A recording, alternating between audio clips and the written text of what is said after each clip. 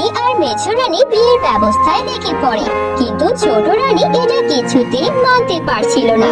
তার কিছুতেই এই কথা সহ্য হচ্ছিল না। ছোট রানী রাগে একদম ফেটে পড়েন। ঠিক আছে, এটাই যদি হয় তাহলে আমাকে এর একটা ব্যবস্থা করতেই হবে। তারপর ছোট রানী একটা জাদুকর্ণীর কাছে যায়। সেই জাদুকর্ণী অনেক লোভী আর শক্তিশালী ছিল। রানীকে দেখে জাদুকর্ণী চমকে যায়। আরে, এটা তো ছোট রানী। আপনি আমাদের এই ছোট ঘরে কি মনে করে এলেন? আমাকে ডাকতেন, আমি চলে আসতাম। শোনো, আমি তোমাকে অনেক অনেক স্বর্ণ মুদ্রা দেব, কিন্তু এর বিনিময়ে তোমাকে একটা কাজ করতে হবে। আমাকে এমন কিছু দাও যেটা দিয়ে আমি রাজ্যের যে কাউকে যা ইচ্ছা তাই বানাতে পারবো। এটা শুনে জাদুকর্ণী বলে, ঠিক আছে,